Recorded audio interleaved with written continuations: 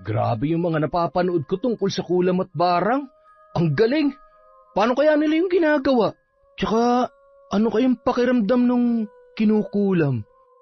Ay, parang gusto kong maranasan ah. Taon 1985, Ilocos, may isang binata na nagngangalang Miguel, tubong Maynila, na malaki ang kuryosidad tungkol sa mga bagay-bagay na mahirap paniwalaan ng karamihan. Gaya na lang ng kulam o pambabarang. Hindi niya rin alam sa kanyang sarili kung bakit ba siya nahihilig doon. Marahil ay dahil sa kanyang mga napapanood, nababasa o nababalitaan sa mga kakilala. At minsan, dahil sa pagkahilig niya sa ganoon, ay madalas na siyang napapagalitan ng kanyang ina. Isang araw, Miguel? Ano ba naman yan, Miguel? Yan na naman ang pinapanood mo. Hindi mo man lang ba naririnig kung ano yung inuutos ko? Ano po ba yun, Nay? Oh, tingnan mo. Sinasabi ko na nga ba at hindi mo lamang ako iniintindi. Ang sabi ko, tulungan mo ang tiyo mo na mag-ayos ng daluyan ng tubig dun sa likod at nawawalan na naman tayo ng tubig. Pwede po bang mamaya na lang, Nay? Tatapusin ko lang tong pinapanood ko. Nagulat na lamang ang binata nang biglang tumama sa kanya ang mga itinutuping damit ng kanyang ina. Oh, ayan. Kung ayaw mong tumulong sa tiyo mo, magtupi ka na lang ng mga damit. Tutal, halos sa'yo rin lang naman lahat yan. Nay naman, wala naman akong sinabi na hindi ako tutulong. Ang sabi ko lang po, sandali. Tumigil ka sa kakasandali mo dyan. Alam ko na yung sandaling yan ay aabutin na naman ng ilang oras. O siya, habang nanonood ka, magtupi ka na lang nang hindi nasasayang ang panahon mo dyan sa walang kwentang palabas. Nay naman eto na nga po tutulong na, aray! Ba't kayo namimingot? Napakakulit mo kasi. Wala ka namang mapapala rin sa pinapanood mo. Hindi naman totoo ang mga yan. Masyado ka nahihilig dyan. Pero Nay, marami yung nagsasabi na, wala akong pakialam kung totoo man yan o hindi. Basta tumulong ka rin sa tiyo mo. Pupuntahan mo ba siya o magtutupi ka dito? Lumabas na lang si Miguel ng bahay habang patuloy pa rin sa pagbubunganga ang kanyang ina. Batid niyang hindi yun titigil hanggat nakikita pa siyang hindi kumikilos sa inuutos nito. Napakamot na lamang siya ng ulo habang patungo sa kinaroroonan ng tiyuhin sa may bandang likod ng kanilang bahay. Ang tiyuhin niyang yun ay kapatid ng kanyang ina. Bakit pumunta ka pa rito? Patapos na rin naman ako. Ang inay ho kasi, pinapatulong ako sa inyo. Kaya nyo na rin naman ho yan dahil magaling kayo sa ganyan, tiyo, di ba? Kaso, ayun, pumutak na naman ang pumutak. Pagpasensya mo na lang yung inay mo at ganyan talaga yan. Pero, bakit nga ba palagi na lang mainit ang ulo sa iyo ng inay mo? Huwag mo sabihin ang dahilan ay gaya lang rin ng dati, na nanonood ka na naman ng mga... Yun na nga po. Tiyong naman, huwag na kayong makisali. Kasi naman... Ayaw niya maniwala sa akin na totoo nga yung mga mangkukulam tsaka mga mambabarang. Ay nako, bakit ba ang hilig-hilig mo riyan? May patunay ka na ba na totoo nga sila? Wala nga po, pero ka na naman dyan. Alam mo, kung gusto mong mapatunayan na totoong mga yan, pumunta ka sa probinsya kung saan maraming napapabalitang mga biktima ng kulam at barang. Di ba? Para mapatunayan mo at ikaw mismo makakasaksi na totoo nga ang mga ganong tao na gumagamit ng mga itim na salamangka o kung ano man ang ginagamit ng mga yan. Ay, teka, oo nga, Chong, no? Tama ka dyan. Ang galing mo ah. Yun nga talaga sigurong kailangan kong gawin. At talaga sineryoso mo naman, gago. Ikaw talagang bata ka, oo. Nagbibiro lang ako masyado kang ano dyan. Pero may punto po kayo, Chong. Kung talagang gusto kong patunayan na totoo nga sila, kailangan kong pumunta sa lugar kung saan merong mambabarang para makita ko ng personal. Ay siya, bahala ka. Pero yan kung papayagan ka ng inay mong lumarga, alam mo naman yon, hindi lang mabunganga, mahigit rin. Napakakuripot nga, Chong. Nung araw ding yon, pasimpleng nagpaalam si Miguel sa kanyang ina na payagan siyang umalis. Ngunit gaya ng inaasahan, hindi nga siya pinahintulutan noon. Kaya naman dahil doon ay napilitan na lang si Miguel na tumakas, dala ng kanyang kagustuhang makaalis. Nagpunta siya sa isang probinsya kung saan may napapabalitang mambabarang. Nangupahan siya para meron siyang matirhan ng ilang araw. Nung unang gabi niya sa lugar na yun ay naninibago ang binata. Malayo ang itsura ng lugar na kanyang kinalakihan sa bagong lugar na kanyang kinaroroonan. At sa kanyang pagmumuni-muni sa tapat ng balkonahe ay dumating ang isang lalaki na halos kaedaran lamang niya. Nilampasan siya nito, ngunit biglang napatigil ng tila may napagtanto. "Sandali, Brad, bago ka lang dito? Ngayon lang kita nakita eh. Nangungupahan ka rin ba?" Oo. Kanina lang ako lumipat." Ganun ba? Ako nga pala si Danilo. Matagal na ako rito. Ang kaso, wala naman akong sariling bahay kaya nakikiupa lang din ako. Huwag ka mag-alala. Maganda rito at tsak na magugustuhan mo. Ay, teka. Saan ka nga pala nanggaling at bakit pumunta ka dito? Galing ako sa Maynila. Nagbabakasyon. Medyo magulo na kasi ron kaya ayun. Dito na lang muna ako. Tama ka dyan, magulo talaga sa Maynila. Katunayan nga yan, minsan na rin akong nagpunta doon pero hindi rin ako nagtagal. Masyado kasing maingay tsaka ewan ko ba. Basta hindi ko gustong pamumuhay nila doon. Marami at iba't iba pa ang mga sinabi ni Danilo kay Miguel. Medyo naiilang na nga ang binatang galing sa Maynila dahil sa kadaldalan ng kanyang bagong kakilala na kung makapagkwento at makipag-usap ay parang matagal na silang magkaibigan. Kinabukasan, payapang naglalakad si Miguel para bumili ng makakain, ngunit isang babae ang lumabas sa isa sa mga bahay habang nagsisisigaw at halos wala ng damit dahil sa maikling suot nito. Hinahabol rin ng dalawang may katandaang lalaki at babae na sa tingin niya ay magulang ng babae na tila baliw. Ang ipinagtataka lamang ni Miguel ay kung bakit tila ang mga taong nakakakita at naroroon ay parabang hindi na nagulat sa nangyayari. Tila ba normal na sa kanila ang kaganapang yon, na ibang-iba naman para sa kanya. Napabuntong hininga na lamang ang lalaki at nagpatuloy sa paglalakad, at nang makarating na ng tindahan ay agad na siyang bumili. Aba, ngayon lamang kita nakita dito Bago ka lang? Oho, kahapon lang po, pero pwede ho ba magtanong? Ay, walang problema. Ano ba yan? Yung babae ho kanina, yung bigla na lang nagtatakbo. Ano hong nangyayari sa kanya? Bakit siya si Lala yon. Huwag mo na lang siyang intindihin. Matagal-tagal na rin nang magkaganon siya. Paano ang sabi ay kinulam daw ng dating nobya ng nobyo niya ngayon? Kulam? Nobyo? Nobya? Parang nalito ako dun nobyo po niya ngayon, may dating nobya. Yun po ang kumulam. Oo, ganun na nga. Kinukulam yung babaeng yun? Ibig sabihin, totoo talaga ang kulam at barang? Aba, oo naman. Ngayon ka lang ba nakarinig ng tungkol dun? Napalingon na lamang si Miguel nang marinig ang boses ni Danilo na kararating lamang. May malawak itong ngiti na tila maganda ang kanyang umaga. Hindi ang totoo niyan. Ay, wala pala. Sige, mauna na ako. Umalis na agad ang binata at hindi na hinintay pa si Danilo, pero napatigil din siya nang meron siyang mapagtanto. Sumandal muna siya sa isang puno at balak hintayin ang bagong kakilala. Natitiyak niya naman na doon din dadaan ang binata. Ilang sandali pa, nakita niya na itong parating, kaya agad niyang hinarang. Bakit? Akala ko nauna ka na.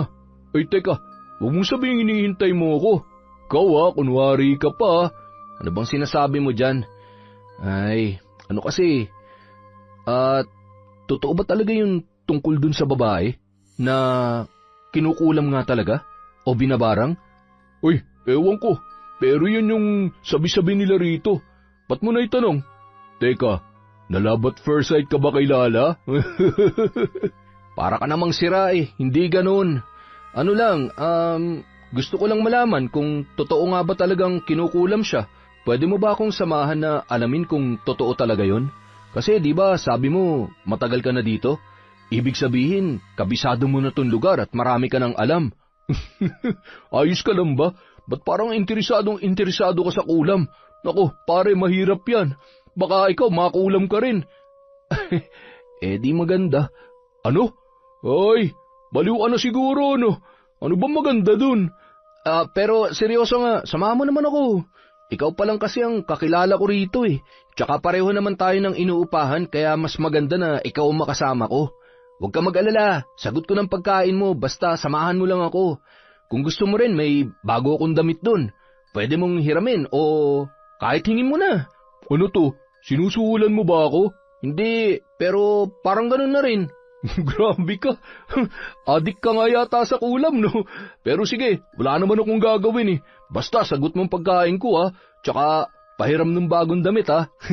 May nililigawan kasi ako eh. Siyempre, alam ko namang gwapo ko, pero dapat mas gwapo pa rin kapag nasa harapan niya, di ba? Oo, sagot ko lahat yan. Gwapo ka na kung gwapo. Basta yung pabor ko, huwag mong kalilimutan, ha? O sige, walang bawian yan, ha? Nung araw ding yun, sinimulan na nila ni Danilo ang paghahanap. Nagreklamo pa ang kanyang kasama kung bakit raw agad-agad. Sinundan nila ang pinagtakbuhan ng babaeng si Lala at ng kanyang mga magulang, ngunit hindi na nila yon nakita. Kaya naman nagpumilit si Miguel na puntahan yun sa bahay at doon na lamang magmatsyag. Palihim silang pumuslit sa bakuran ng bahay ni Lala at patingin-tingin kung ano ang nangyayari sa loob. Ano ba yan? Para naman tayong mga magnanakaw nito. Umuwi na lang kaya tayo. Baka mahuli pa tayo ni Mang Kanor yari tayo. Iisipin ng pinagnanasaan natin yung anak niya at baka mataga pa tayo nun. Relax ka lang. Hindi yun ang pakay natin. Kaya walang mananaga sa'yo. Ay, hindi mo kasi kilala yun eh. Tara na kasi, nagugutom na ako. Naku, patay. Ayan na nga, mukhang nakita niya na tayo. Tara, bilis! Kumaripas ng takbo si Danilo na agad ring sinundan ni Miguel na magdadalawang isip pa sana, ngunit na makitang may dalang itak ang matandang lalaki ay napatakbo na rin kaagad. Pahangos-hangos silang umuwi at nagtalo pa kung sino ang may kasalanan. Ay, ayoko na makipagtalo. Yung pagkain ko nasa na. Grabe, ginutom mo ako dun ah. Akala ko matataga na talaga tayo eh. Nakakatakot talaga yung si Mang Kanor. Kaya walang nagtatangka manligaw sa anak nun eh. Maliban lang dun sa isang lalaki na naging nobyo niya, pero naging dahilan din ng hindi maipaliwanag na sitwasyon ngayon ni Lala. Napatawa na lamang si Miguel pagkuway biglang natahimik at nakaramdam ng awa para sa babaeng ikinukwento ni Danilo. Nais niya sanang tumulong, ngunit paano naman at ano nga ba ang kanyang magagawa? Pagkakataon niya na rin sana yun upang malaman ang totoo at makatuklas tungkol sa kulam at barang. Makalipas ang ilang araw, nagpatuloy lamang sa pag-iimbestiga si Miguel at kasama niya roon palagi si Danilo na naging malapit niya ng kaibigan. Isang araw, tanghaling tapat, katatapos lamang nilang kumain na magyayana naman si Miguel sa kaibigan para sa kanilang dating gawi. Napakamot na lamang ng ulo si Danilo at habang sila ay naglalakad, "Grabe ka! Tanghaling tapat oh! Paawat ka naman!" Kailangan ko na kasing malaman ng totoo. Saka hindi na rin ako pwede magtagal dito. Malapit na akong umuwi at hindi naman ako makakapayag na uwi ako basta-basta nang wala man lang napapala sa pagpunta ko rito. Uwi ka na? Kailan? Siguro mga 2 linggo na lang. Sigurado naman kasi na hinahanap na ako ni inay. Tumakas lang kasi ako at hindi nagpaalam. Ano? Tumakas ka? Teka, akala ko ba nagbabakasyon ka lang dito? Parang ganun nga, pero hindi talaga ganun. Sige na nga. Ang totoo kasi niyan, siguro dapat ko na ring sabihin sa'yo kahit pagtawanan mo ako. Ano kasi pare, ano ba kasi? Pabiting ka pa eh. Ang totoo talaga niyan, pumunta lang ako rito para patunayan kung totoo ba tungkol sa sinasabi nilang kulam o barang. Marami kasi ako napapanood tungkol sa mga ganun, kaya naging interesado ko. Hindi ko rin alam kung bakit, pero ewan ko ba? Basta gusto ko lang mapatunayan sa sarili ko kung totoo ba talaga o hindi. Tsaka, parang gusto ko rin maranasan kung ano ba yung pakiramdam ng kinukulam o binabarang. Yung tipong napapasailalim sa orasyon, gaya ng mga napapanood ko. Napatigil sa paglalakad si Danilo at tila natulala. Ngunit bigla na lang itong humagalpak ng tawa na ikinakunot naman ng noo ni Miguel at hindi niya na napigilang mapailing. Grabe yun ah! Di ako makapaniwala. Ngayon lang ako nakakita ng tao na gaya mo. Seryoso ka ba talaga, pre? Hindi mo nang gustong patunayan? Gusto mo rin maranasan? Anong klaseng isip ba meron ka? Ay nako, kakaiba ka talaga. Ay, sinabi ko na nga ba tatawanan mo lang ako eh. Kaya dapat hindi ko na sinabi sa iyo eh. Pero ano bang magagawa ko? Curious talaga ako. Nang mahimasmasan sa pagtawa si Danilo, ay bigla siyang naging seryoso at humarap sa bagong kaibigan. Alam mo pare, huwag mo nang pangarapin na maranasan ng makulam o kaya mabarang. Sigurado pagsisisihan mo yan. Pero anak ka naman ng tipaklong oh. Hindi talaga ako makapaniwala na may kaibigan akong atat makaranas makulam. Ay, baliw ka na yata eh. Habang sila ay naglalakad, naagaw ang pansin ni Miguel ng isang dalaga na nagpapakain ng 2 pusang kulay itim na hindi naman kalayuan ang kinaroroonan sa kanila. Sino yung babaeng yon, pre? Yan ba? Si Mara yan. Pero wag mo na lang siyang intindihin. Umuwi na lang tayo. Bukas na lang natin ipagpatuloy ang kahibangan mo. Bakit naman? Ano ba meron sa kanya? Hindi ko alam pare. Basta, nakakatakot kasi ang nanay niyan. Parang mangkukulam. Mangkukulam? Oo, pero wag mo sabihin, uy, sandali lang. Naku naman, ang kulit talaga sabing wag mo nang lapitan eh. Napatakbo na lamang si Danilo papalapit kay Miguel, nalakad takbong patungo sa kinaroroonan ng dalagang si Mara. Magandang araw sa'yo. Ako nga pala si Miguel. Mara, tama? Napatayo ang dalaga, ngumiti at nagtangka maglakad papaalis, ngunit agad siyang hinarang ng binata. Pinapakain mo yung pusa? Ang bait mo naman? Malamang, nakita mo nang pinapakain, tinatanong mo pa. Huwag kang magulo dyan. Ano nga pala, Mara, pwede bang makipagkaibigan sa'yo? Mabait naman kami at mapagkakatiwalaan, kaya pumayag ka na oh. Di ba, Danilo? Ha? Oo, ang totoo niyan, Mara. Matagal ko na rin talagang gustong makipagkaibigan sa'yo eh, kaso, alam mo na, medyo nakakatakot yung nanay mo. At yan si Miguel, mabait yan. Kung napapansin mo, bago mukha lang siya rito. Galing kasi siya sa Maynila, pero 100% mabait at maaasahan mo yan. Kaya makipagkaibigan ka na sa amin para hindi ka lagi nag-iisa, di ba? Pasensya na pero hindi ako interesado na maging malapit sa inyo eh. Mauna na ako. Ano daw? Pare, nakita mo yun? Nilayasan lang tayo bigla. Grabe, ang dami kong sinabi tapos, ay, nakakainis naman. Sabi ko naman kasi sa'yo, hindi talaga madaling makipagkaibigan o mapalapit sa kanya eh. Pero kahit na, gagawin ko pa rin ang lahat para maging malapit sa kanya. Sa tingin ko kasi, siya na ang susi para matupad ko yung misyon ko rito eh. Misyon? At talagang ginawa mo pang misyon yung pagtuklas mo sa mga mangkukulam o mambabarang? Oo, kasi di ba iniimbestigahan ko kung totoo ba talaga sila o hindi. Kaya misyon ang tawag ko dun. Ano ka ba naman? Hindi ka ba nanonood ng pelikula? Nanonood, pero hindi naman kasi ganun yun. Basta, kahit na anong mangyari, kakaibiganin ko si Mara. Gaya ng laging gawi, napakamot ulo na lamang si Danilo dahil sa mga inaasta ng kaibigan. At gaya nga ng sinabi ni Miguel, ginawa niya ang lahat para mapalapit sa dalagang si Mara. May mga pagkakataon na inaabangan niya ito at sinusundan kung saan man yun pupunta. Minsan naman, dinadalhan din ng pagkain at nakikipagkwentuhan kahit na hindi naman siya kinakausap. At dahil sa mga pangungulit niyang yon ay unti-unti nang bumigay ang dalaga hanggang sa hindi na nila namamalayan na nagtatawanan at nagkukwentuhan na sila tungkol sa kung ano-anong bagay.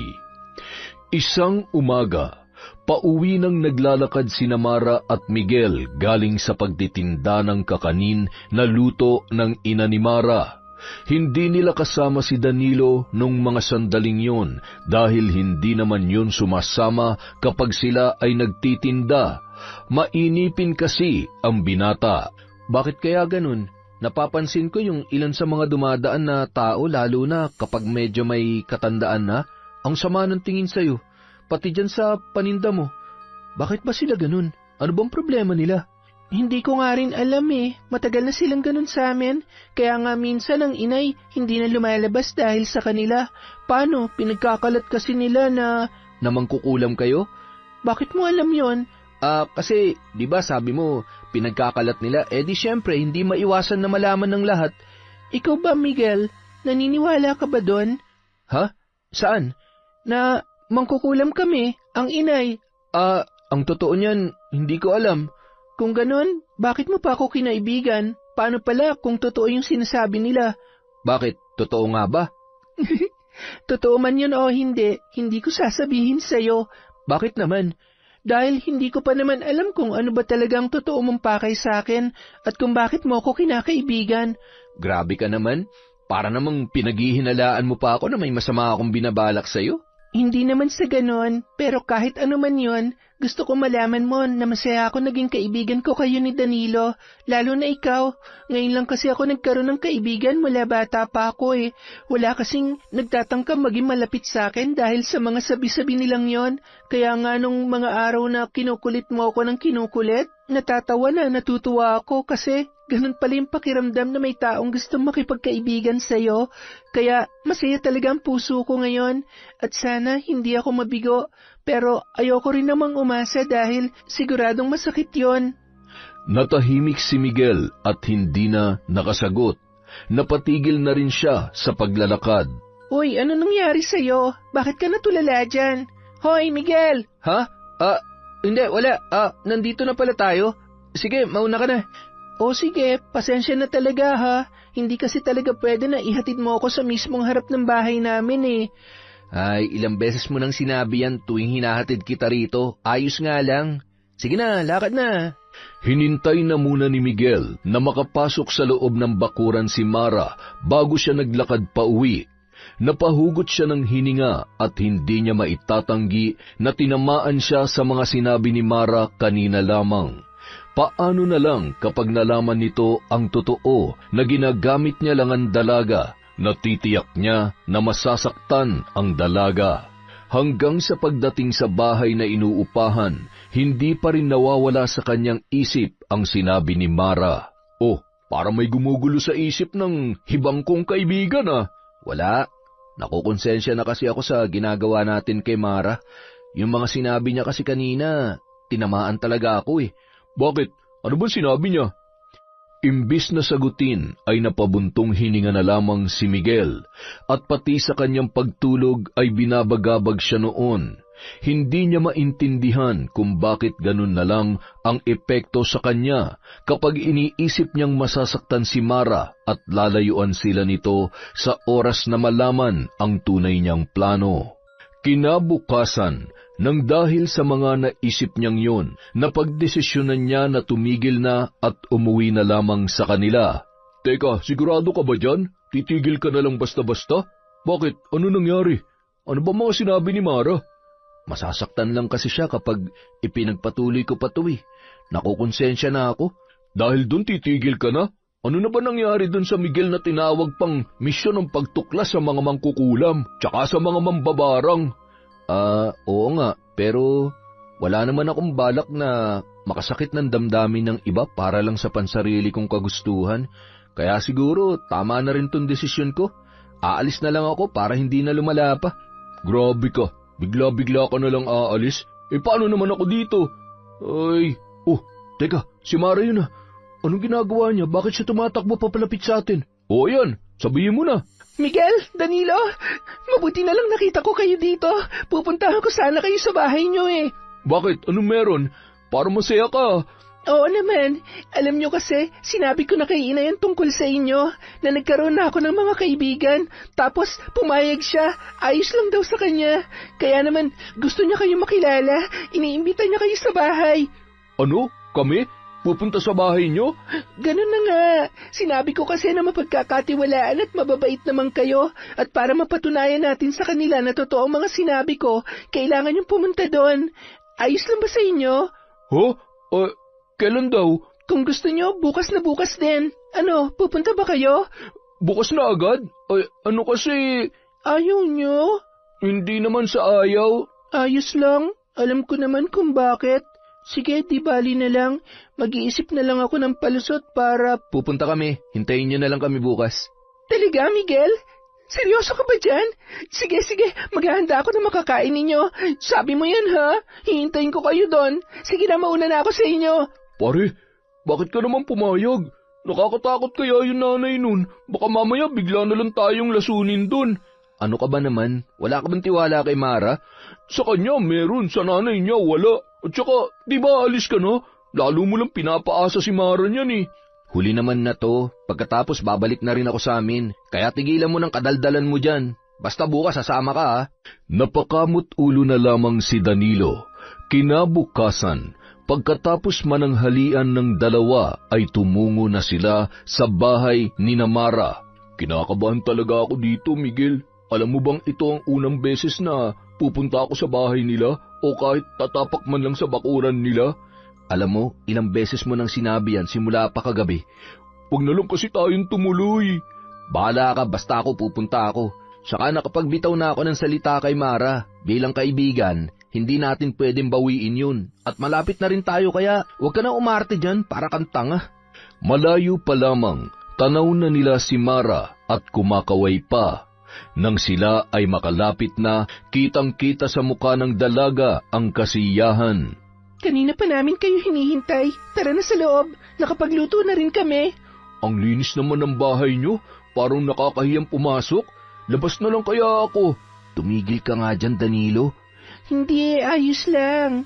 Nilinis ko talaga yan para hindi nakakahiya sa inyo. Sandali lang ha. Tatawagin ko lang ang inay para sabay-sabay na tayong kumain. Diyan muna kayo. Sige lang. Mukhang ayos naman dito sa kanila, pre. Wala namang kakaiba gaya ng sinasabi mo. Ay, teka, nandyan na pala sila. Magandang araw po sa inyo. Ako po si Miguel, kaibigan po ni Mara, at siya naman po si Danilo. Magandang araw din. Kung ganun ay kayo pala yon. O siya, maupo na tayo at kumain. Ngumiti ang dalawang binata at magkatabing umupo. Kaharap naman nila ang mag-ina. Katahimikan ang namutawi, ngunit agad rin yung binasag ni Mara at nagsimulang mag-isip ng kanilang pag-uusapan. Naging maayos naman ang kwentuhan at si Danilo nga na kanina lamang ay tahimik at hindi mapakali. Ngayon ay siya nang nangunguna sa tawanan na ikinangiti naman ni Miguel. Sandali lang po. Pwede po bang makibanyo? Medyo napasarap yung kain ko eh. Sige, sasamahan na kita. Hindi na, ako na lang. Nakita ko naman kanina yung parang maliit na kubo dun sa bandang likuran ninyo. Yun yung banyo nyo, di ba? Oo, pero sigurado ka ba? Walang problema. Tuloy lang kayo dyan. Sige po, Aling Dolores. Pre, banyo muna ako ha. Tumango na lamang ang tatlo at diretso naman sa banyo si Miguel. Nang matapos ay agad na rin siyang naglakad pabalik. Ngunit bigla siyang napatigil nang may makitang ilang daga na tila naghahabulan papunta sa kung saan. Wala na sana siyang balak pansinin yun, ngunit bigla na lang pumasok sa kanyang isip ang mga napapanood tungkol sa pambabarang at isa ang daga sa ginagamit o kinokontrol ng mga ito upang mapasunod. Nagpalinga-linga ang binata at naroon pa rin ang pagdadalawang isip, pero dahil sa kuryosidad ay sinundan niya ang mga dagang yun. Gulat at pagkamangha ang naramdaman ni Miguel nang marating niya ang isang silid kung saan tumigil ang mga daga. Mayroon doong kagamitan sa pangkukulam o pambabarang gaya ng kanyang mga napapanood. Grabe, totoo bang mga to? Nananaginip lang ba ako? Bakit mayroong mga ganito sa bahay ni Mara? Teka, hindi kaya totoo yung sinasabi ni Danilo? Mangkukulam nga si Aling Dolores. Pinagmasdan pang mabuti ni Miguel ang mga kagamitan at hindi nga siya nagkakamali. Ganoon din ang mga nakikita niya sa mga pelikula na kanyang napapanood. Nagtagal pa siya ng ilang sandali at kalaunay bumalik din dahil baka magtaka sila Mara sa kanyang katagalan. Pagkabalik ay umakto siyang parang walang nakita at nalaman. Nang makauwi sila ni Danilo, sa kanya lamang sinabi roon ang kanyang natuklasan. Ano? Seryoso ka ba dyan? Nakita mo talaga yung mga gamit nila? Oo, totoo. Kitang-kita ko at nilapitan ko pa. Ganun na ganun. Parehong-pareho. Grabe, kung ganun, totoo pala talaga namang kukulam si Aling Dolores. Ano nang balak mo niyan? Uuwi ka na ba talaga kasi napatunayan mo na? Hindi. Hindi pa ako uuwi. Nagbago ng isip ko. Nagbago? Ano nang gagawin mo? Gusto kong makita si Aling Dolores na nagsasagawa ng ritual. Yun bang kung paano nila gamitin yun at paano umepekto? Ang lala mo na talaga, pre. Pero paano na si Mara niyan? Akala ko ba ayaw mo siya masaktan? Sasabihin mo na ba sa kanya ang totoo? Di naman siya damay dito eh. Kung noon ginagamit ko lang siya para malaman kung mangkukulam ba talaga ang nanay niya, ngayon hindi na kasi si Aling Dolores na mismo ang susundan ko. Huh? Ano naman ang pinagkaiba nun? Nanay niya pa rin yung pinupuntirya mo. Basta, akong bahala. Magmula nung araw na yon, parati nang nakasunod si Miguel sa ina ni Mara. Bihira yung umalis ng bahay at kung lalabas man ay tutungo sa kagubatan na hindi na rin nasusundan ni Miguel dahil madalas ay nawawala ito sa kanyang paningin. Isang gabi, balak na sanang umuwi ni Miguel mula sa pagbabantay kay Dolores kung ito ba ay aalis o hindi. Nang biglang bumukas ang pinto, kaya medyo napaupo siya at kumubli sa medyo may kataasang damo. Unang lumabas si Dolores at sumunod naman si Mara. Nag-usap ang dalawa ngunit hindi niya marinig kung tungkol saan. Umalis na ang ginang at naiwan si Mara na kalaunan ay nagsara na rin ng pinto. Kinuha ni Miguel ang pagkakataong yun upang masundan si Dolores at gaya nga ng inaasahan, tumungo na naman yun sa kakahuyan. Sa pagkakataong yun, hindi na hinayaan ni Miguel na mawala yun sa kanyang paningin. Naging madali yun para sa kanya dahil may dala yung ilaw na nagiging gabay ni Miguel para masundan ang ginang. Ilang sandali pa, huminto na yun kaya ganun din ang ginawa ng binata. May distansya ang layo niya at nagtago sa isang puno. Mula sa kanyang kinaroroonan ay kitang-kita na naman niya ang ginawa ng ina ng kanyang kaibigan. Naglabas yun ng mga kagamitan at doon lamang niya naisip na baka magsasagawa ng ritual si Aling Dolores na kanya namang ikinatuwa. Hindi nga nagkamali si Miguel at yun nga ang ginawa ng babae. Nagsasagawa ito ng ritual habang nakaupo sa gitna ng hugis bilog gamit ang parang abo na inilagay niya doon. Lumakas ang ihip ng hangin na nagpatayo sa balahibo ng binata. Nagliparan din ang ilan sa mga tuyong dahon na bagamat nilalamig ay nakuha nun ang pansin ni Miguel na tuwang-tuwa na parang bata. Kalaunan ay napatigil na siya at nang tingnan niya uli ang ginang ay kumunot ang kanyang noo dahil wala na yun doon. Maya-maya pa, bigla siyang napalingon sa likuran nang makaramdam ng presensya at halos mapatalon siya sa gulat nang makita si Dolores na hindi niya mawari kung ano ang ekspresyon ng muka. Aling Dolores, grabe, nanggugulat naman ho kayo. Bakit ho kayo nandito? Hindi ba dapat ako magtanong sa iyo niyan? Bakit mo ako sinusundan? Lumakad yun papunta sa kanyang pwesto kanina na dahan-dahan ding sinundan ng binata kahit medyo kinakabahan. Kasi po, pero paano niyo ho pala nalaman na sinundan ko kayo rito? Matagal ko nang alam, iho, na parati mo akong sinusundan. At alam ko rin na nung araw na bumisita kayo ng kaibigan mo sa bahay, ay natuklasan mo na isa kong mangkukulam. Kasi po, pero bakit wala kayong ginawa? Hindi ba sinasabi nila na masama kayong mangkukulam? Kung masama ako, nung gabi pa lang sana na dumalaw kayo sa bahay at nalaman ng totoo, sana'y pinaglamayan na kayo. Kayo ng kaibigan mong si Danilo. Grabe naman po sa paglalamayan. Papatayin niyo po ba talaga kami? Yun ay kung masama nga ako. Ngunit maswerte na lamang kayo dahil hindi. At saka ramdam ko naman na wala kang masamang binabalak, hindi ba? Opo naman, pero kung hindi niyo po mamasamain, bakit kayo nandito ng ganitong oras at nag-oorasyon? Para saan ho yung ginagawa niyo? May sinusubukan akong iligtas na dalaga. Dalaga? Sino po? Si Lala. Kilala mo siya, hindi ba? Lala? Opo. Naalala ko na. Siya yung babaeng kinukulam.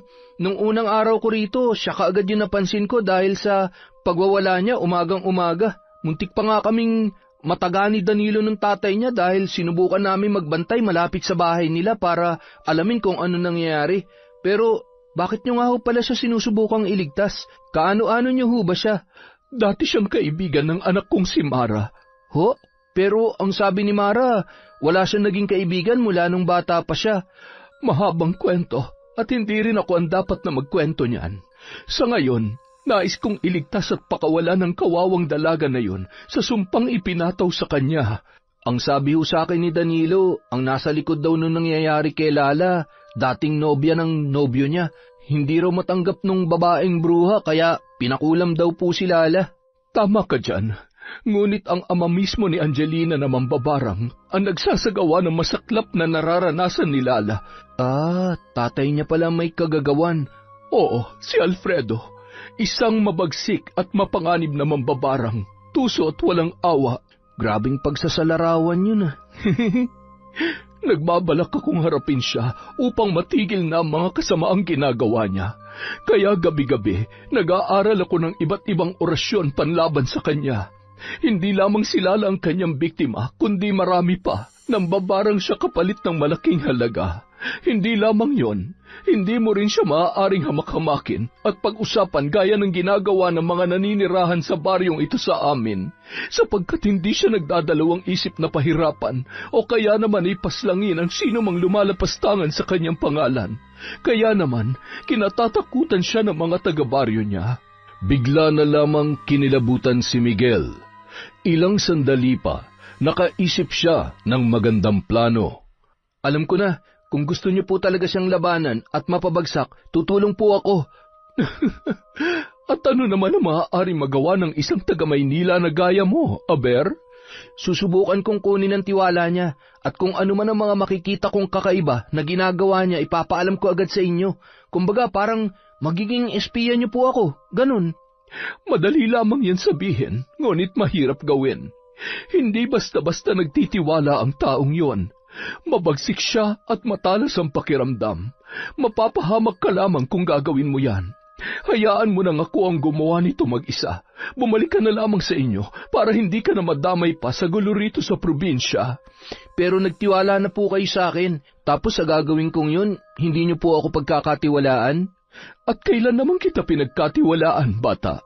Ngayon lang po. Ikinuwento niyo sa akin ang mga pinaplano niyo na hindi ko alam kung alam na rin ni Mara. Pero gusto ko po talagang tumulong. Huli na po to. Pagkatapos babalik na po ako sa amin. Sige na po, pumayag na po kayo. Kaya ko ho yun. Kakayanin ko po. Dahil sa pamimilit ng binata na umabot pa ng umaga ang pangungulit, di kalaunan napapayag niya na rin si Dolores. Tanging silang tatlo lamang ni Danilo ang nakakaalam ng tungkol doon at hindi nila ipinapaalam kay Mara dahil tiyak natututol ang dalaga. At isa pa, hindi pa handa si Miguel na ipaalam kay Mara ang katotohanan sa kanyang mga pinaggagawa. Doon siya nakatira sa kabilang baryo. Madali mo lamang matutunto ang bahay niya sa dami ng nakakakilala sa kanya. Basta mag-iingat ka lamang. Kung sakaling magkakaproblema, tumakas ka na lang at bumalik sa baryong ito nang sa ganun ay hindi ka na niya magalaw. Opo, tatandaan ko po yan. Samantala, malapit na talaga akong mabaliw sa iyo, pare Miguel. Talagang ikaw pa mismo lalapit sa mapanganib na mambabarang na yun? Nagpapakamatay ka na ba? Sawa ka na ba sa buhay mo? Kung gusto mo, saksakay na lang kita ngayon para hindi ka na mag-abalang pumunta dun eh. Minsan ang sarap mo ring upakan eh, no? Kung ikaw kayang saksakin ko dyan. Ay, saka kung nag-aalala ka sa akin, pwede ka namang sumama kung gusto mo. Hindi na pala. Ipagdadasal na lang kita na sana makabalik ka pa ng buhay dito. Grabe naman to. Makapagsalita ka naman para naman akong sasabak sa gera. Eh di ba misyon mo yun? At hindi lahat ng misyon nagtatagumpay. Sa bagay, tama ka. Ipagdasal mo na nga lang ako. Pag hindi na ako nakabalik, mumultuhin na lang kita para magkasama pa rin tayo. Pero seryoso na to, pre. Kapag nagtagumpay ka dyan sa pinaplano mo o dyan sa misyon mo, sasama ako sa Maynila. Doon na lang din ako magtatrabaho. Teka, seryoso ka ba? Oo nga. Kaya dapat bumalik ka kahit anong mangyari. Marami kami naghihintay sa'yo, lalo na yung isang yun na walang kaalam-alam sa mga pinaggagawa mo. Ngumiti na lamang si Miguel at nagsimula ng maglakad patungo sa kabilang baryo. Marami na rin naman ang naibilin sa kanya ni Dolores na tumatak naman sa kanyang isipan, kaya kahit papaano ay hindi na siya masyadong mahihirapan. Nang makarating na siya sa kabilang baryo ay napagtanto niya na tama nga si Aling Dolores na napakatahimik ng lugar na yun. May mga nag-uusap at tumatambay din naman, ngunit hindi ganong kaingay gaya ng sa kabilang baryo. Mayroong mga bata na imbis naglalaro ay tahimik lamang na nakaupo sa isang tabi. Sa ilang minuto pa niyang paglalakad ay may nakita siyang grupo ng kalalakihan na nangangahoy at nag-uusap-usap. Nakakainis na yung ganito. Masyadong tahimik. Hindi naman tayo ganito dati ah. Visit kasi yung lalaking yun eh. Itikom mo nga yung bibig mo. Kapag ikaw narinig nun, yari ka. Alam mo naman yun, walang pakundangan. Sinabi mo pa. Kumakasta, akala mo siyang hari sa baryong ito.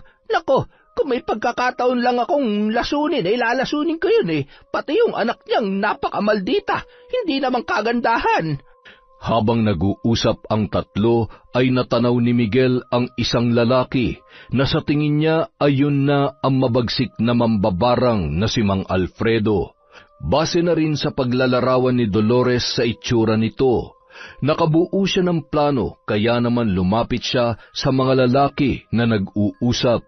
Bakit ba ganyan kayo magsalita sa kanya? Hindi tama na pag-usapan niyo siya ng ganyan. Teka, sino ka naman? Bakit ka nakikisali sa usapan namin? Oo nga, bago lang siguro yan dito. Ay, alam mo ikaw, huwag ka na magsalita kung wala kang alam ha. Saka ano naman kung pag-usapan namin siya ng masama totoo namang masama siya. Walang kwenta ang taong yun. Napakasama niya, dapat sa kanya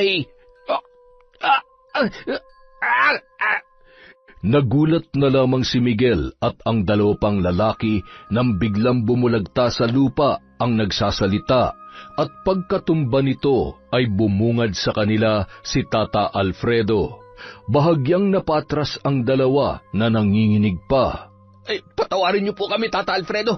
Hindi namin sinasadya yun. Siya naman yung nagsimula Bigla na lang siyang sumuka ng dugo at natumba na rin sa lupa. Ang isa namang lalaki ay akma na sanang tatakbo, ngunit biglang napatigil at pinag-uuntog ang kanyang ulo sa puno hanggang sa humandusay na rin yun gaya ng dalawa niyang kasama. Gulat na gulat si Miguel at halos hindi siya makapaniwala. Napabagsak ni Tata Alfredo ang tatlong lalaki nang ganun lamang kadali, sa pamamagitan lamang ng tingin at panandali ang bulong. Tunay nga mapanganib ang naturang matanda. Napalunuklaway na lamang siya nang sa kanya naman bumaling ang mabagsik na mambabarang. Teka lang po, sandali lang po. Hindi po nila ako kasama. Ang totoo niyan, ipinagtatanggol ko pa nga po kayo Kasi kung ano-ano na lang po ang sinasabi nila tungkol sa inyo. Pero ang galing niyo ho kanina. Paano niyo po nagawa yun? Ngayon lamang kita nakita. Bago ka lang dito? Opo, ang totoo niyan, kalilipat ko lang galing dun sa kabilang baryo. Lumipat lang ho ako rito kasi sabi nila tahimik daw po dito.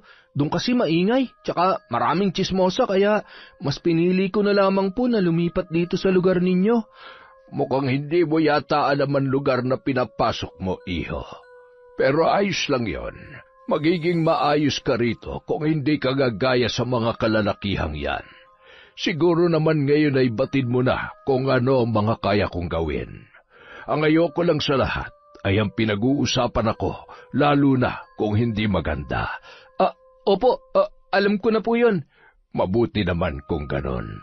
Siya nga po pala. Kakapalang ko na nga po pala ang mukha ko. Dahil kalilipat ko lang kaya wala po akong matutuluyan. May alam ho ba kayong bahay na maliit lang na pwede kong upahan? Hindi ko na problema yon. Marami namang bakanteng bahay riyan. Maaari kang tumuloy kahit saan mo gusto. Ganun po ba? Sige ho, maraming salamat po. Napakamot-ulo na lamang si Miguel nang tuluyan ng makalayo ang lalaki. Ang kaninang malakas na pagtibok ng kanyang dibdib ay medyo nabawasan na. Ngunit napabuntong hininga siya nang mabaling ang kanyang atensyon sa tatlong kalalakihan na hindi niya alam kung buhay pa ba o patay na. Pasensya na kayo, hindi ko akalain na gagawin niya yun sa inyo. Ganun pala katindi magparusa yun? Hindi ko talaga gusto na mangyari sa inyo yan.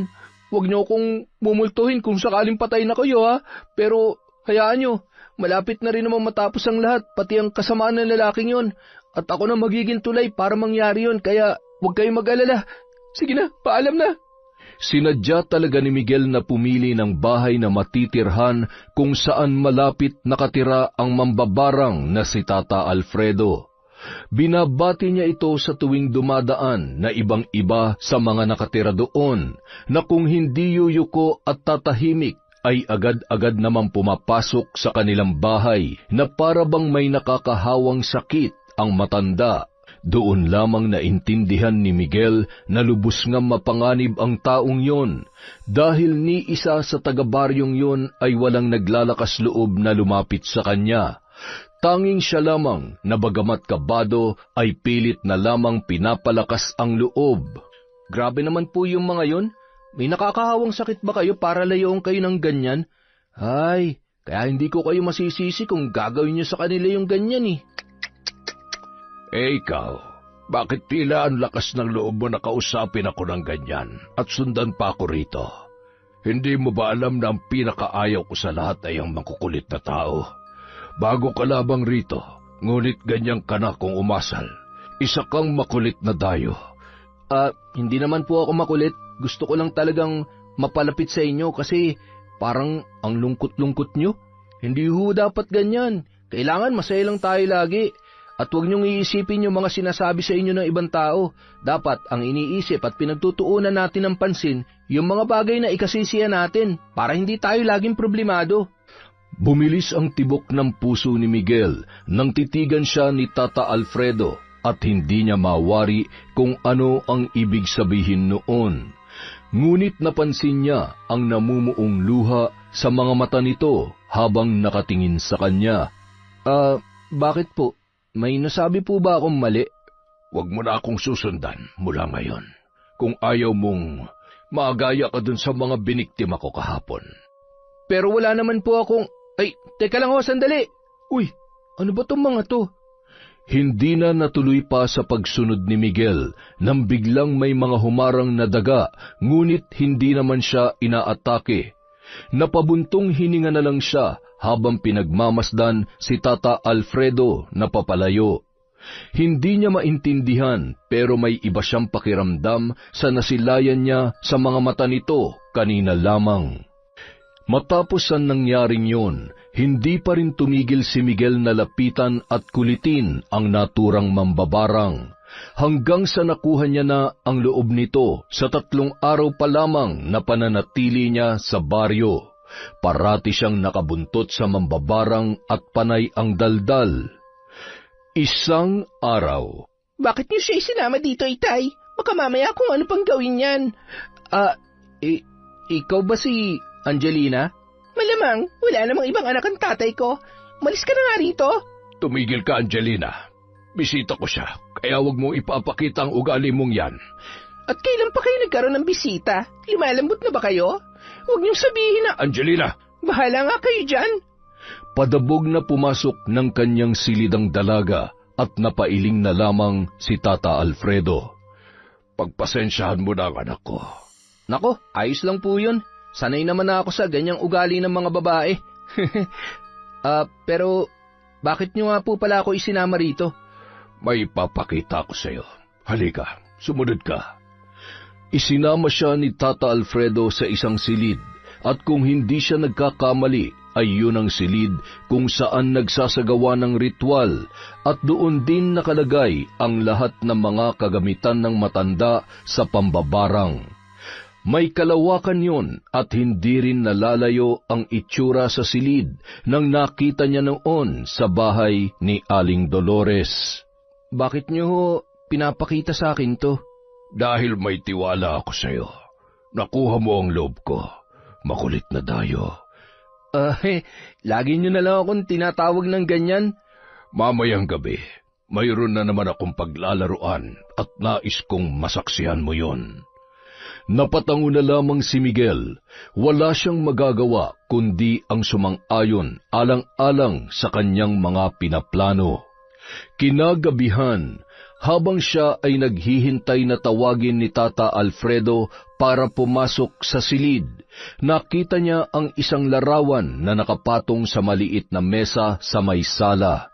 Litrato ng isang lalaki na sa tingin niya ay mas bata lamang sa kanya ng ilang taon. Bakit mo pinakikialaman yan? Akin na nga yan. Hindi to pinahawak ni Itay sa kung kani-kanino lang. At pwede ba, hindi porke bisita ka niya, maaari ka nang makialam ng mga gamit dito. Pasensya na, nakita ko lang kasi, pero pwede ko bang malaman kung sino yan? At bakit ko naman sasabihin sa'yo? Wala ka nang pakialam kung sino man to. Kapatid mo ba siya? Sabing wala ka nang nasaan na siya? Biglang natahimik ang dalaga at tila umamo ang muka na kanina lamang ay punong-puno ng pagkairita. Oo, kapatid ko siya, pero wala na. 6 na taon na siyang patay. Kung nabubuhay lamang siya, kaedad mo siya. Kaya naisip mo ba na kaya mabait sa iyo si Itay ay dahil naaalala niya si Kuya sa'yo? Anong ikinamatay niya? Hindi mo na kailangan malaman. Pero nang dahil sa kamatayan niyang yon, kaya nagkagano ng Itay at pati ako. Huwag mo na nga rin palang babanggitin ang tungkol sa napag-usapan natin. Dahil ayaw na ayaw niyang binabalikan ang masakit na nakaraan na yon. Kung ayaw mo magalit siya sa'yo, bahala ka na. Nasa iyo na ang desisyon.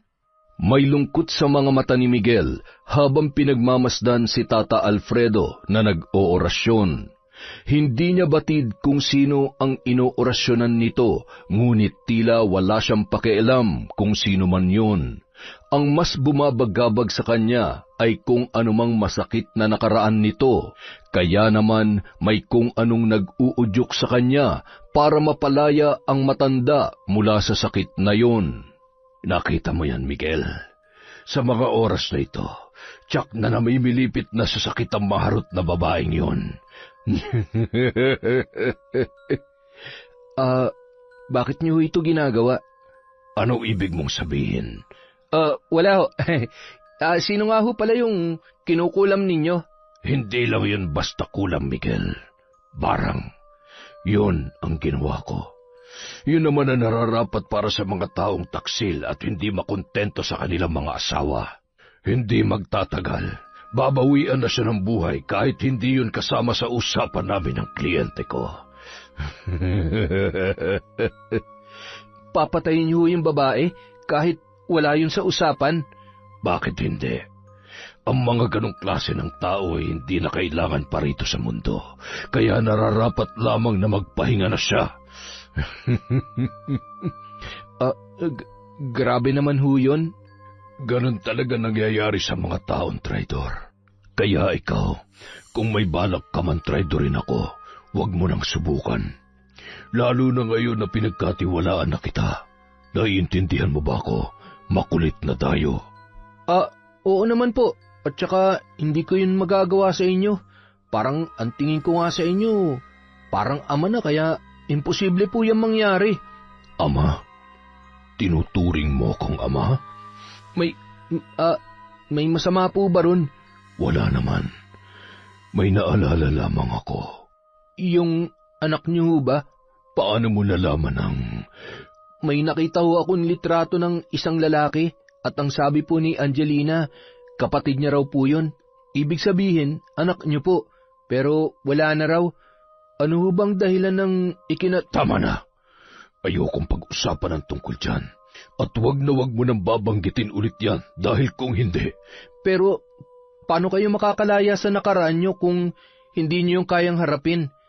Ang sabi pa, yun rin daw ang naging dahilan kung bakit kayo nagkaganyan. Tata Alfredo, pwede ho ba kayo magkwento? Makikinig po ako. At baka sakali rin na maayos pang lahat ng to bago mahuli ang lahat. Ano bang sinasabi mo dyan? Basta po, pwede kayong magkwento sa akin at pwede niyong ilabas ang mga saloobin nyo. Hindi ko kailangan ng mga ganyan drama. Gaya ng sinabi ko, ayokong pinag-uusapan ng tungkol dyan. Mabuti pa'y umuwi ka na bago pa ako hindi makapagpigil. Pinatay ho ba siya? Sinabi ng... Oo, pinatay siya. Ang anak kong si Marlon. Pinatay nila nang walang kalaban-laban. Ano ho bang dahilan at ginawa nila yun sa kanya? Napagbintangan siya. Pinagbintangan siya sa kasalanang hindi naman niya ginawa. Pinagkalat nilang ng gahasa ang anak ko sa mura niyang edad ngayon. Pero kilala ko si Marlon at hindi siya nagsisinungaling sa akin. Kaya naniniwala ako na hindi niya ginawa ang ibinibintang sa kanya. Ngunit ang mga mapanghusgang tao na yon, hindi sila tumigil. Hanggang sa nabalitaan ko na lamang na pinagtulungan siyang bugbugin at saktan ng mismong mga kaibigan niya at walang ginawa ang mga tao sa baryo na nakakita ng pangyayaring yon. Hinayaan lamang nilang sapitin yon ng aking anak. Naabutan ko siyang habol hininga hanggang sa binawian na lamang siya ng buhay. At bilang isang ama, sobrang sakit sa akin noon. Dahil wala man lamang ako nagawa para tulungan siya nung mga oras na nag-aagaw buhay na siya. Sobra kong dinamdaman nangyaring yon. Kaya naisipan ko magiganti sa kanilang lahat. Mga wala silang awa. Ikinalulungkot ko po ang nangyari. Napakapait nga ng karanasang yon. Pero hindi ho ba parang hindi tama na pati ang mga inosenteng tao ngayon na wala namang kinalaman sa nangyari ay idadamay nyo rin? Dahil pare-pareho lang sila, Miguel. Kung noon hinahayaan ko lang na pag-usapan nila ang anak ko, ngayon hindi na mangyayari yon. Dahil kahit isang salita lang na mula sa kanila na hindi maganda, buhay nila magiging kapalit. Alam mo bang napakabait ng anak kong yon?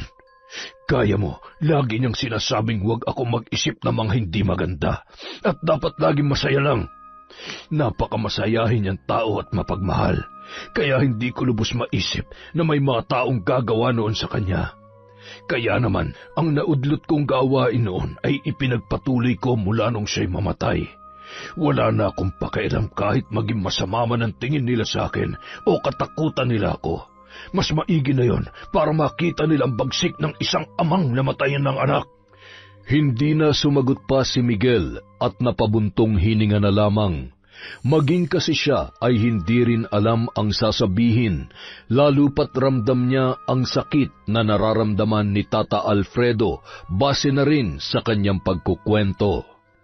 Kinabukasan, nakipagkita siya kay Danilo upang magkwento at maglabas ng kanyang mga agam-agam. Grabe naman palang pinagdaanan nun. Kahit ako mag-iisip rin na maghiganti kung ganun rin ang mangyayari sa akin. Pero kasi hindi pa rin may pagkakaila na masyado na siya nakakaperwisyo sa mga tao. Ikaw, ano nang balak mo niyan? Hindi ko nga rin alam Naaawa ako sa kanya. Nung una naiinis talaga ako at gustong-gusto kong makatulong para pabagsakin siya. Pero habang tumatagal, lalo na nung malaman kong pinagdaanan niya na naging dahilan kung bakit siya naging ganun, naaawa na ako't nasasaktan para sa kanya. Ang buong akala natin, isa siyang masama at walang awang mambabarang. Pero ang katotohanan, isa siyang ama na lubos na nasaktan sa pagkamatay ng kanyang anak. May punto ka dyan. Hoy, sino ba kasi yung nagpakalat ng mga maling impormasyon na yun? Ang sarap nilang tagtarin ng pinong-pino. Mga walang magawa sa buhay kundi ang manira ng kapwa. Naguguluhan na nga ako Hindi ko na alam ang gagawin. Susundin ko pa ba si Aling Dolores o magpapakaanak na lang ako kay Tatay Alfredo hanggang sa bumalik ako sa amin.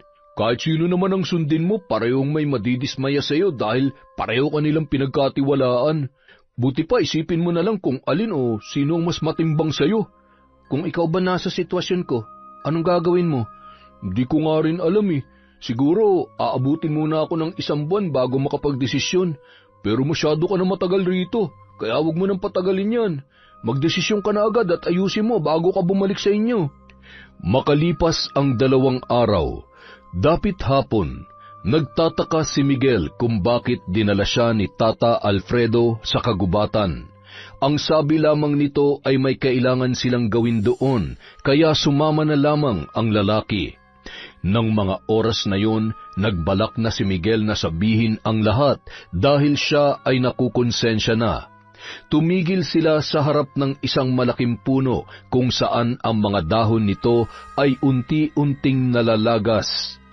Ano hong gagawin natin dito, Tata Alfredo? Hindi sumagot ang matanda. Nanatili lamang yung nakatalikod sa kanya at hindi kumikibo. Kaya naman naisip niyang kunin na ang pagkakataon na yun upang magtapat kay Tata Alfredo. Bahala na kung ano ang mangyari. Tata Alfredo, may ipagtatapat po sana ako sa inyo. Kasi sino nag-utos sa'yo para manmanan ako? Humarap sa kanya ang matanda at kitang-kita niya ang galit na mga mata nito. Sabihin mo, sino nagpadala sa'yo? At anong karapatan mo para lukohin ako? Mali ho kayo ng akala. Nung una po, oo, pero... Kahit ano pang dahilan mo, hindi niyan mababago na isa kang traidor. Kinuha mong tiwala ko at nagtiwala naman ako sa'yo dahil akala ko iba ka sa kanila. Nagsisisi ako naging mabuti ako sa'yo at itinuring pa kitang... tinuring kita na parang anak kong si Marion. Marami kayong pagkakatulad, kaya naging magaan ang loob ko sa'yo. Pero mali. Maling-mali. Hinalintulad kita sa aking anak. Patawarin niyo po ako, Tata Alfredo. Masyado ka ng maraming nalalaman sa akin. Kaya ang nararapat lamang sa'yo, tatanggapin ko ang galit niyo. Pero sana makinig muna kayo sa akin. Hindi na ho tama ang mga ginagawa ninyo. At sa tingin mo makikinig pa ako sa'yo? Sa isang traidor at mapanlinlang na gaya mo? Sinayang mo lamang ang tiwalang ibinigay ko sa iyo, bata. At siguro naman, batid mo na kung ano nangyayari sa mga taong nagtatraidor. Pag-usapan po muna natin to. Hindi ito ang tamang paraan para... Napaluhod na lamang bigla si Miguel habang hawak ang kanyang sumasakit na lalamunan. Maya-maya pa, nagsuka na siya ng dugo, ngunit may kasamang maliliit na insekto at hindi siya pamilyar kung ano ang tawag doon. Nanghihina ang kanyang katawan at nilalamig. Nang iangat niya ang tingin kay Tata Alfredo ay puno pa rin ng galit ang mukha nito habang nag-uusal ng orasyon. Kahit ganoon ang nangyayari, mapait na napangiti na lamang ang binata. Ganito palang pakiramdam ng binabarang at napapasailalim sa orasyon ng mga mambabarang. Ngayon alam ko na, siguro tatanggapin ko na lang kung sa ganitong paraan man ako mamamatay. Tata Alfredo, patawad ho ulit sa ginawa ko, pero sana makalaya na kayo sa mapait niyong nakaraan para hindi na kayo nahihirapan sa araw-araw niyong pamumuhay. Wala na akong pakialam sa mga sinasabi mo, bata. Mabuti pa nga mawala ka na rin dahil isa kang traidor. Wag!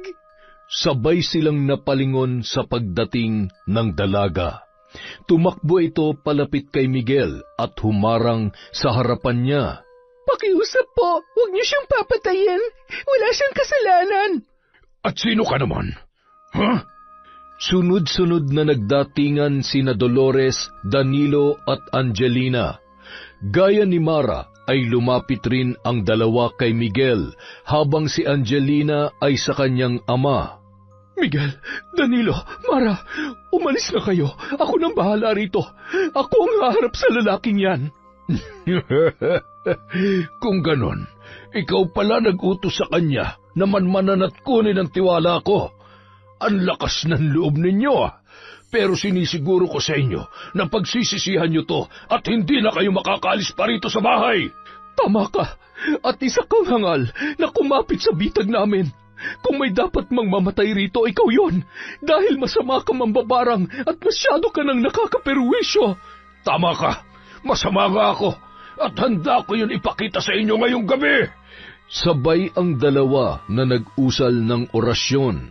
Ang nag-aagaw pa lamang na liwanag at dilim ay tuluyan ng nilamon ng kadiliman, dulot ng mga dahon na nagliliparan sa kanilang kinaroroonan, at alikabok na sumasabay paroon. Manghang-mangha ang dalawang binata na sina Miguel at Danilo sa kanilang nakikita, na bagamat naroon ang takot at pangamba, ay nakuha pa nila ang matuwa, habang ang dalawang dalaga naman na sina Mara at Angelina ay tila sanay na sa kanilang nasasaksihan. Tanging pangamba at pag-aalala na lamang sa kanilang mga magulang ang namumutawi sa dalawa. Bakit man tagal niya? Nakakaluha na yung hangin dito. Ang daming alikabok. Sino bang tinutukoy mo? Basta, sana lang hindi siya mahuli ng dating dahil siguradong hindi ito kakayanin ni Aling Dolores na mag-isa lang. Samantala, patuloy sa pagpapalitan ng orasyon sina Dolores at Alfredo. Ngunit makikitang mas lamang si Alfredo at dihado ang babae dahil higit naman na mas malakas ito kesa sa kanya.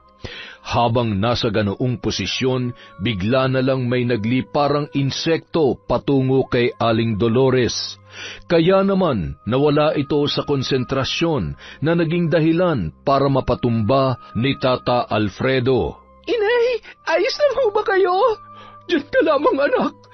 Huwag kayong lalapit dito. Kung sa tingin mo mapapatumba mo ko sa kakarampot mong kalaman, nagkakamali ka. Matanda ka na, pero para sa akin, baguhang mambabarang ka lamang. Huwag kang mag-alala dahil uunahin na kita. Isusunod ko ang anak mo, si Miguel, at kung sino man ang lalaking yon. Hindi na rin kita pahihirapan dahil mas gusto kong pahirapan ang mga taong traidor na gaya ni Miguel. Kaya magpaalam ka na sa buhay mo! Nang akmang magsasambit ng panibagong orasyon si Tata Alfredo kung saan yun na sana ang ikamamatay ni Aling Dolores, bigla naman siyang napaatras ng bahagya nang may kung anong matigas na bagay ang tumama sa kanyang likuran. Ayun, nandito na siya! Ay, mabuti naman! Albularyo ba siya? Oo, kami pa mismo ni Maran dumayo sa lugar niya para tulungan tayo laban diyan kay Mang Alfredo. Sa tingin ko, naahawa na ako sa iyo, pare Miguel. Mukhang magandang panoorin ang labanan nilang to. Sigurado mapapabagsak na nilang masamang lalaki na yan. Pero hindi tayo dapat matuwa sa kung ano man ang mangyayari sa kanya. Ha? Ano ba sinasabi mo dyan, Mara? Oy, labo mo naman, oh. Samantala, inalalayan ng albularyong dumating na makatayo si Dolores bago nila sabay na harapin si Alfredo. At talagang nagsama pa kayo ng albularyo. Halatang hindi niyo ako kayang talunin. Iyon ang akala mo. Hindi ako magpapatalo sa inyo. Mga wala kayong kwenta! Nagsimulang magharap ang tatlong may kaalaman sa Salamangka, albularyo at mangkukulam laban sa mabagsik na mambabarang. At dahil sa pagdating ng albularyo ay unti-unti na ring nadedehado at natatalo si Tata Alfredo. Galit na galit yon na mapabagsak siya ng dalawa. Ngunit gayon paman, masamang tingin ang ibinaling niya kay Miguel at mabilis na nag-usal ng dasal, kaya nataranta ang lahat nang sumuka ng dugo ang binata at biglang nanginig ang katawan. Anong ginagawa mo? Itigil mo yan! Alisin mo ang sumpa sa binatang yon dahil kung hindi... Ano? Papatayin mo ako? Sige lang! Hindi ako takot mamatay basta't kasama ko ang traidor na yon! Bakit ba hindi mo matanggap ang pagtatraidor niya sa'yo? Dahil ba takot kang aminin sa sarili mo na napalapit ka na sa kanya at itinuring mo na rin siyang anak? Tumigil ka! Kaya ganoon na lang ang epekto sa'yo ng ginawa niya. Alfredo, hindi pa huli ang lahat. Maaari ka pang magbago. Hindi solusyon ang mga ginagawa mong ito para makalimot ka. Pinatay nila ang anak ko. Sila ang dahilan kung bakit ako nagkaganito. Pero ang mga pumatay sa kanya ay pinatay mo na rin. Hindi pa ba sapat yon para matahimik ka na? Bakit kailangan mo pa mandamay ng iba na wala namang kinalaman sa nangyari? Binalak ko na rin yan mula nung dumating si Miguel dahil nakikita ko sa kanya ang anak kong si Marlon. Pero trinaydor niya ako at doon ko napagtanto na wala nang sino man ang dapat pang pagkatiwalaan. Sa gitna ng kanilang pag-uusap ay hindi na nakatiis si Mara at pumagitna na sa mga yun. Manong Alfredo, pakiusap naman po, tigilan niyo na si Miguel. Nilalamig na po ang katawan niya at hindi tumitigil ang pagsusuka. Ilang sandali na lang baka maubusan na siya ng dugo. Kung may gusto kayong paghigantihan sa pagkamatay ni Marlon, ako na lang po. Tutalisa rin naman ako sa dahilan kung bakit nangyari yun sa kanya. Mara, anak, ano bang sinasabi mo dyan? Mara, anong ibig mong sabihin? Ilang taon ko itong itinago at pinilit na walang makakaalam kahit pa ikaw, inay. Ako ho ang huling kasama ni Marlon bago pumutok ang balitang nanggahasa siya. Habang sinasamahan niya ako pauwi galing eskwelahan noon, nasalubong namin ang mga dating kaibigan niya at pinag-interesan nila ako. Pero pinagtanggol ako ni Marlon. Nabugbog pa siya dahil doon. Kinabukasan, nagulat na lang ako nang kumalat ang balitang hindi naman totoo. Kaya dali-dali ko siyang pinuntahan at naabutan ko siya natataranta at umiiyak. Natatakot na baka raw malaman niyo, Manong Alfredo, ang maling balita na yon at magalit kayo sa kanya. Nangako akong tutulungan ko siya pero ang pangakong yon, kahit kailan hindi ko natupad. Balak ko sanang tumistigo na wala talaga siyang kasalanan pero tinakot ako ng mga dati niyang kaibigan. Nasisirain nilang buhay namin ng inay. Madali lang yun gawin para sa kanila dahil marami silang koneksyon at may kaya sa buhay. Kaya labag man sa kalooban ko, masakit man sa akin, hinayaan kong lumaban si Marlon mag-isa. Hinayaan kong husgahan siya ng mga tao. Hanggang sa nabalitaan ko na lang na wala na siya. Sobra ako nagdalamhati para sa kanya. Pero mula noon, nagpanggap akong walang alam. Pinilit kong kalimutan ang lahat. Patawarin niyo po ako, Manong Alfredo. Sana mapatawad niyo ako sa kapabayaang nagawa ko. Lintik ka! Bakit? Bakit kailangan mangyari yun sa anak ko? Ano ba nagawa niya kasalanan para maranasan niya lahat ng yun?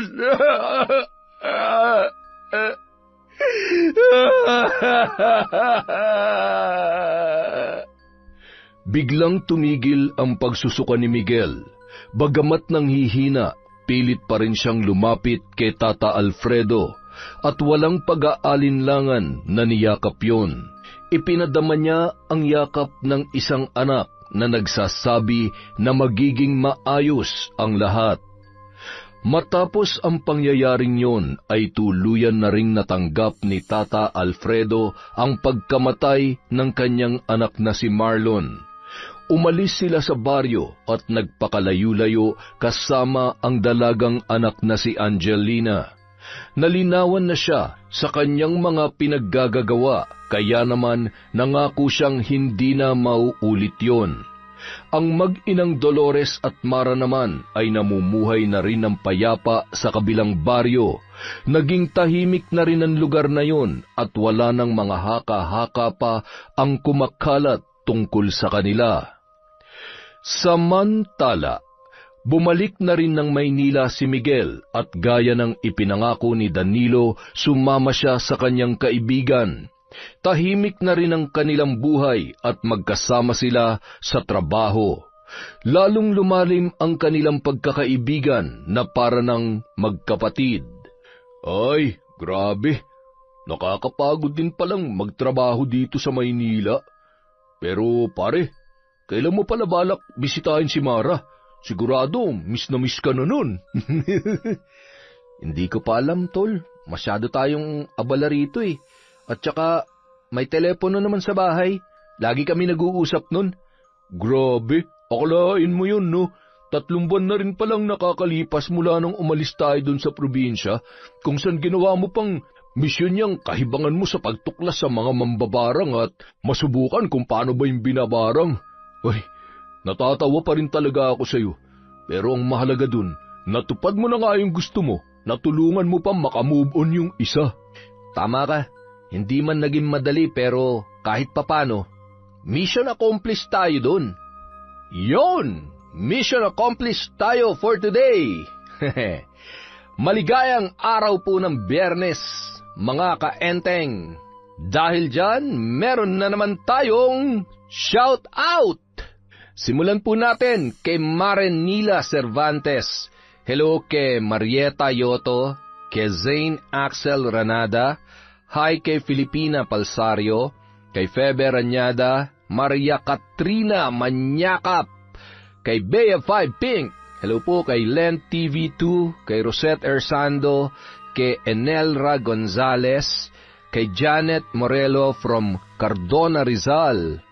Hi po kay Jessica Rojas, kay Kat Burglar Cutie, kay Belen Malbas, hi kay Belen Maladhay din, kay Liza Agodo, kay Margie Banosong, kay Jaren Beter, kay J. Chris, hello po kay Sasna Santi, kay Janet Cisneros, kay Pinky Ko, hello din po kay Pasiano Guerrero, kay Chris Alcantara, shout out kay Robert Crimen, kay Mardy Suzuki, kay Caroline Aporto, kay Gemma D, hello po sa H2O Agency, kay Ma'am Therese Gutierrez, hello po kay Tita Gutierrez din po si Enteng, from Re Basil. Hi po kay Rosita Saclote, kay Era Sera, kay Ryan Alba, kay Loretta Bobes. Happy birthday kay Ray Jello ng Tanza Cavite, from Elidia Bobes. Hello po kay Emrose Strong, OFW in Kuwait. Hello din po kay Arlene Vizcara, kay Diaries Yuki, kay Arnel Claridad, kay AJ Dominguez, Toti at Bert from Junel Fuentes. Hello po kay Gab Tagasa. Hi po kay Jennifer Mauricio, kay Marilu Basis Seta. Hello po kay Elsa Balbin of Laguna. Elizabeth Sune. Hello po kay Irma Umali, kay Raquel Shibata, kay Doris Estander, kay Meng Paraton, Mirna Lampasa, Michael Del Rosario at sa wife niyang si Ana Marie from Lucy Buendia. Hello din po kay Romeo Marcelino, James, Derek, Leonora Lugina at sa Leonora family.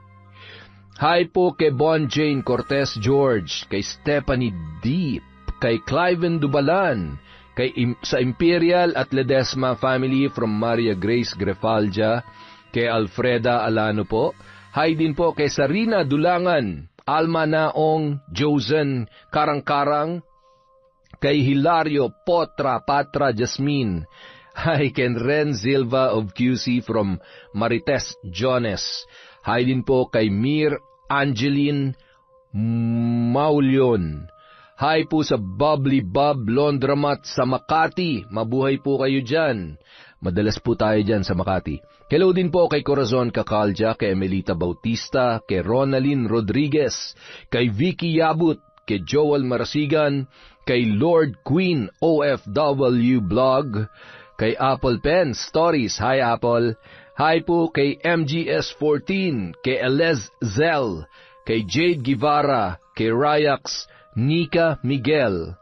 Hi kay Analia Vallega, kay Janet De Castro, kay Raquel Hazigawa, kay Mary Yanduhay. Hello din po kay Sally Roldan, kay Luz Aclaro, kay Annalisa Malatbalat, kay Yusan Fok from Hong Kong. Hello din po kay Kimberly Espanola, kay Pasiano Guerrero at buong family niyo po. Mabuhay po kayo. Hello kay Marjorie Dequila, kay Annelyn Queriones, kay Lotlot Soberano, kay Adam Lasa, at kay Kimpoy Feliciano from Saigon. Hello din po kay Frederick Ganagana, kay Juvelin Camacho, kay Mercedita Balana Reyes, kay Ak Mamado. Hello din po kay Des Limbao, kay Julie Kabakang, kay Lady Dam, kay Valerie Joy Nadal, kay Marialina Kagawa, kay Ramona R. Shout out po kay Earhart D. Great Vlog, kay Vicente Dometita, hi, kay Better Moss. Maraming salamat po mula sa Kwentong Enteng.